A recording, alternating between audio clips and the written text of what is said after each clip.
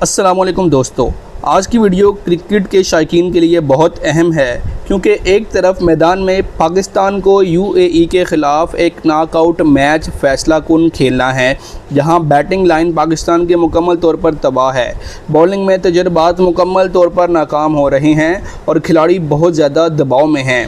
دوسری طرف میدان سے باہر ایشیا کپ 2025 میں ایک بہت بڑا تنازع کھڑا ہو چکا ہے، جہاں پاکستان نے ICC سے درخواست کی تھی کہ میچ ریفری کو فل فور ایشیا کپ سے ہٹایا جائے، کیونکہ پاکستان اور بھارت کے میچ کے دوران ریفری نے ٹاس کے بعد دونوں کپتانوں کو ایک دوسرے سے ہاتھ ملانے سے روک دیا تھا، کیونکہ یہ ایک ICC کے قوانین کی مکمل خلاف ورزی تھی۔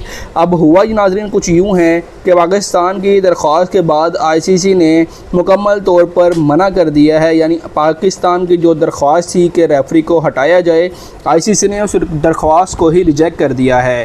اب خبر یہ بھی تھی کہ پاکستان نے اگر ریفری کو نہ ہٹایا گیا تو ایشیا کپ کے باقیہ میچز نہ کھیلنے کی دھمکی دی تھی، تو اب ICC کے جواب کے بعد اب دیکھتے ہیں ہوتا کیا ہے۔ تو ناظرین سوال یہ ہے کہ اب پاکستانی ٹیم کہاں کھڑی ہے، کون سے کھلاڑی ڈراپ ہونے جا رہے ہیں پرفارمنس کی بنیاد پر، اور اصل غلطی کہاں ہوئی، اینڈری پیکرافٹ یا PCB، دونوں میں سے کون غلط ہے، اور کیا پاکستان کو بائیکاٹ کرنا کرکٹ کے لیے ضروری ہے؟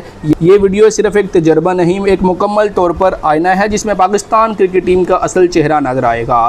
ویڈیو کو آخر تک دیکھیں کیونکہ ہم بات کریں گے گراؤنڈ کی پرفارمنس سے لے کر کرکٹ سیاست کے کھیل تک۔ ناظرین، پاکستان اور UAE کے درمیان جو کل تیسرا میچ ہونے جا رہا ہے، یہ پاکستان کے لیے ایک قسم کا ناک آؤٹ میچ ہے، کیونکہ اگر پاکستان اسے ہار جاتا ہے تو نہ صرف سیمی فائنل بلکہ پاکستان پورے ایشیا کپ سے ہی باہر ہونے کا پاکستان کے لیے خطرہ پیدا ہو جائے گا۔ اگرچہ کچھ ابہام موجود ہیں کہ آیا یہ میچ ہوگا یا نہیں، لیکن ناظرین جیسا کہ پہلے واضح کر دیا گیا ہے کہ میچ کا ایک سیشن نکال لیا گیا ہے اور غالب امکان یہ ہے کہ پاکستان اس میچ کا بائیکاٹ نہیں کرے گا بلکہ یہ میچ باقاعدہ طور پر کھیلا جائے گا۔ اگر ناظرین یہ میچ ہوتا ہے تو دو بڑے مسئلے اب تک پاکستان ٹیم میں نمایاں ہو چکے ہیں۔ پہلا مسئلہ بیٹنگ لائن اپ پاکستان کی مسلسل ناکام ہو رہی ہے، اور دوسرا بولنگ یونٹ کی غیر مؤثر کارکردگی ہے۔ بیٹنگ میں نہ صرف مستقل مزاجی کی کمی ہے بلکہ ٹاپ آرڈر جلدی آؤٹ ہو رہا ہے، مڈل آرڈر دباؤ برداشت نہیں کر پا رہا، اور ٹیل اینڈرز کا تعاون تقریباً نہ ہونے کے برابر ہے۔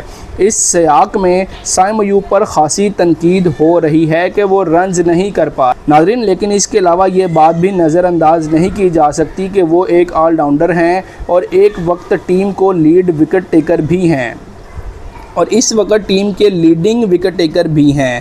اگرچہ بیٹنگ میں بہتری ان کے لیے ضروری ہے، لیکن بطور بولر ان کی اہمیت برقرار ہے۔ محمد حفیظ کی مثال ہمارے سامنے ہے، جن کے 4 اوورز اکثر میچ کا رخ ہی بدل دیتے تھے، چاہے وہ بیٹنگ میں فیل ہی کیوں نہ ہو رہے ہوں۔ دوسری طرف ناظرین صاحبزادہ فرحان اور محمد حارث جیسے بیٹسمینوں کا مسئلہ یہ ہے کہ وہ اننگز اور ڈبلز کی روایتی صلاحیت نہیں دکھا پا رہے۔ فرحان ڈاٹ بالز کھیل کر دباؤ بڑھا دیتے ہیں، اور جو ہے محمد حارث کا سٹرائک ریٹ بھی مسلسل نیچے آ رہا ہے۔ مصباح الحق نے بجا طور پر کہا تھا کہ ایک بیٹسمین جو صرف چھکا مار کر باقی گیندوں پر خاموش ہو، یعنی باقی ڈاٹس بال کھیلے، وہ ٹیم کے لیے نقصان دہ ہوتا ہے۔ اس کے برعکس مسلسل سنگلز اور سٹرائک کی روٹیشن کہیں زیادہ فائدہ مند ہوتی ہے بنسبت کہ آپ چھکا مار کر ڈاٹ بال۔ ناظرین فخر زمان کی حالت بھی میچ میں تشویشناک ہے، ان کی بیٹنگ اب صرف ماضی کی عکس بن کر رہ گئی ہے، نہ وہ فٹنس ہے، نہ وہ اعتماد ہے، اور نہ ہی وہ فلو۔ اگر حقیقت کا سامنا کیا جائے تو ممکنہ طور پر ایشیا کپ کے بعد ان کے ریٹائرمنٹ کا وقت تقریباً قریب آ چکا ہے، کیونکہ اس سے پہلے بھی کچھ عرصہ پہلے خبریں چل رہی تھی کہ شاید فخر زمان ایشیا کپ سے پہلے ہی اپنے ریٹائرمنٹ کا اعلان کر دیں، لیکن انہوں نے ایشیا کپ کھیلا اور ان کی پرفارمنس اب بتا رہی ہے کہ شاید وہ ریٹائرمنٹ کے قریب ہیں۔ دوسری جانب حسن نواز کی تکنیکی سپنرز کے خلاف کمزور رہی۔ UAE کی پچز پر سپنرز بہت اہم کردار ادا ادا کرتے ہیں، اس لیے انہیں فوری طور پر اپنی تکنیکی بہتری کی ضرورت ہے۔ پاکستان کے مڈل آرڈر میں ایک بہت بڑا خلا ہے، کیونکہ کوئی ایسا بیٹسمین موجود نہیں ہے جو اننگز کو سنبھال سکے، اسٹرائک روٹیٹ کر سکے اور ٹیم کو 20 اوورز تک لے جا سکے، یعنی مکمل طور پر پاکستان کے لیے ایک میچ ونر یا ایٹ لیسٹ میچ کو لے کر چلنے والا۔ یہی وجہ ہے کہ بار بار بیٹنگ کو لیپس دیکھنے کو مل رہے ہیں، جہاں 15 اوورز کے اندر ہی 7 یا 8 کھلاڑی وکٹیں گنوا بیٹھتے ہیں۔ ایسے میں حسین طلعت جیسے کھلاڑیوں کی شمولیت فائدہ مند ہو سکتی ہے، جو وکٹ بھی بچا سکتے ہیں اور آخر میں پاور ہٹنگ بھی کر سکتے ہیں۔ آغا سلمان جیسے سینئر بیٹسمین کو بھی ذمہ داری سمجھنی ہوگی، کیونکہ افغانستان کے خلاف ایک 50 کے علاوہ ان کی کارکردگی کچھ خاص نہیں رہی۔ بولنگ کی طرف آئیں تو سفیان مقیم کی کارکردگی انتہائی مایوس کن رہی۔ UAE کی اسپن ساز پچز پر ان کا کھلانا تو درست فیصلہ تھا، لیکن ان کی بولنگ میں نہ لائن تھی اور نہ ہی لینتھ، نہ فلائٹ، نہ ویریشن، اور نہ ہی وہ بیٹسمین کو آؤٹ کرنے کی ذہنیت کے ساتھ بولنگ کرتے ہیں۔ ان کے برخلاف کلدیپ یادو، راشد خان، نور احمد جیسے اسپنرز وکٹ لینے والی ذہنیت سے بولنگ کرتے ہیں اور اس لیے کامیاب ہوتے ہیں۔ شاہین شاہ افریدی پر ہر شعبے میں انحصار کرنا حقیقت سے دور ہے۔ نئی گیند سے لے کر ڈیتھ اوورز تک ہر جگہ انہیں آزمانا ممکن نہیں، اس لیے اب ضروری ہے کہ ٹیم میں ایک اضافی فاسٹ بولر شامل کیا جائے۔ حارث رؤف یا محمد وسیم جونیئر دونوں ایسے بولرز ہیں جنہیں رفتار، ویریشن اور اٹیکنگ مائنڈ سیٹ کے ساتھ آتے ہیں۔ فہیم اشرف کو اس بنیاد پر ڈراپ کیا جا سکتا ہے کیونکہ ان کی بیٹنگ کوئی خاص فرق نہیں ڈال رہی اور بولنگ بھی محدود ہے۔ ناظرین، اب آتے ہیں ایشیا کپ 2025 کے تنازع کی طرف، جہاں سب کچھ اینڈری پائیکرافٹ کے گرد گھوم رہا ہے۔ پاکستان نے ان پر جانبداری کا الزام لگا کر انہیں ہٹانے کی درخواست کی، جو کہ ICC نے مسترد کر دی، لیکن اصل مسئلہ پائیکرافٹ نہیں بلکہ وہ ادارے ہیں جن کے کہنے پر وہ حرکت سامنے آئی۔ ہمیں یہ دیکھنا چاہیے تھا کہ آرڈر دینے والا کون ہے، صرف عمل کرنے پر تنقید ایک غیر منطقی موقف تھا۔ دوسری اور سب سے بڑی غلطی ناظرین پاکستان کرکٹ بورڈ سے یہ ہوئی کہ سوریہ کمار یادو کے متنازع سیاسی بیان پر مکمل خاموشی اختیار کی گئی، حالانکہ یہ ICC کے قوانین کی صریحاً خلاف ورزی تھی۔ اگر PCB بروقت شکایت کرتا تو یہ ایک مضبوط اخلاقی اور قانونی موقف بنایا جا سکتا تھا، مگر افسوس اصل موقع ضائع کر دیا گیا۔ جہاں تک ہاتھ نہ ملانے کے واقعے کا تعلق ہے، یہ کوئی نئی یا غیر معمولی بات نہیں۔ سری لنکا اور بنگلہ دیش کے میچ میں بھی ایسا ہو چکا ہے اور تب کوئی جرمانہ نہیں لگا۔ اس سے پہلے بھی انڈیا اور انگلینڈ کے میچ کے دوران بھی ایسا ہو چکا ہے، نہ ہی تب کوئی جرمانہ ہوا اور نہ ہی کوئی پابندی لگی، کوئی ریفری نہیں بدلا گیا۔ تو سوال یہ ہے کہ آیا پاکستان کے ساتھ واقعی مختلف سلوک ہوا یا ہم خود بخود چیزوں کو غیر ضروری طور پر الجھا بیٹھے ہیں؟